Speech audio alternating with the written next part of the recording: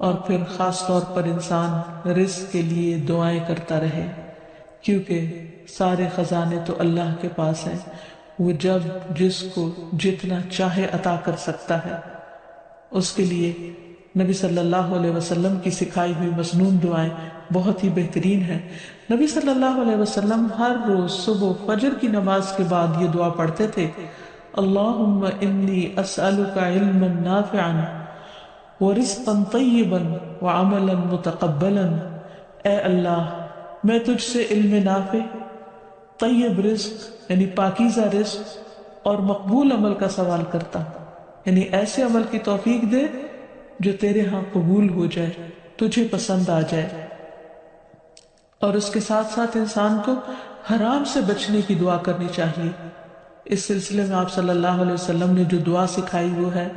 اللہم اکفنی بحلالک عن حرامک واغننی بفضلک عمن سواک۔ اے اللہ، اپنے حلال کے ذریعے حرام سے میری کفایت فرما، یعنی مجھے اتنا حلال دے کہ مجھے حرام کی ضرورت ہی نہ رہے، اور اپنی مہربانی سے مجھے اپنے علاوہ ہر ایک سے بے نیاز کر دے، یعنی مجھے انسانوں کا محتاج نہ کر، کسی اور کا محتاج نہ کر، صرف اپنے خزانوں سے عطا فرما۔ پھر اسی طرح خاص طور پر بڑھاپے کی زندگی کے لیے وسعت رزق کی دعا کرنی چاہیے، کیونکہ جب انسان بوڑھا ہو جاتا ہے تو اس کے اعضاء کمزور ہو جاتے ہیں، وہ اپنے لیے خود کچھ کمائی نہیں کر سکتا، وہ دوسروں پر ڈیپینڈنٹ ہو جاتا ہے، تو اس وقت وسیع رزق کی دعا سکھائی گئی۔ فرمایا اللہم اجعل اوسع رزقک علی عند کبر سنی وانقطاع عمری۔ اے اللہ، جب میں بوڑھا ہو جاؤں اور میری عمر ختم ہونے لگے تو میرے رزق کو وسیع کر دے۔ اور اسی طرح اپنے لیے اور اپنی اولاد کے لیے وسیع رزق کی دعا کرنی چاہیے، جیسے ابراہیم علیہ السلام نے دعا کی تھی، ربنا انی اسکنت من ذریتی بواد غیر ذی زرع عند بیتک المحرم ربنا لیقیموا الصلاة فاجعل افئدة من الناس تهوی الیہم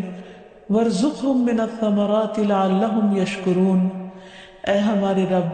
بے شک میں نے اپنی کچھ اولاد کو اس وادی میں آباد کیا جو کسی کھیتی والی نہیں، تیری حرمت والے گھر کے پاس،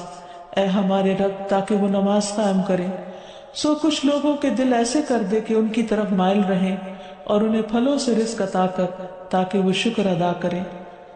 تو اس میں ہم دیکھتے ہیں کہ ابراہیم علیہ السلام اپنے بچوں کے لیے روحانی رزق کی دعا بھی کر رہے ہیں، جذباتی محبت کی رزق کی دعا بھی کر رہے ہیں، اور پھر اس کے ساتھ ساتھ جسمانی رزق کی دعا بھی کر رہے ہیں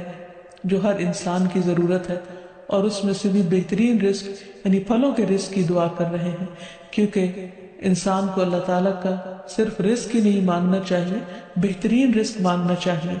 یعنی ایک تو سمپل سی دعا ہے اللہم ارزقنی، اور پھر وارزقنا وانت خیر الرازقین، جو سورۃ المائدہ میں اللہ تعالیٰ نے دعا سکھائی ہے، اور ہمیں رزق دے اور تو سب رزق دینے والوں میں سے بہترین ہے۔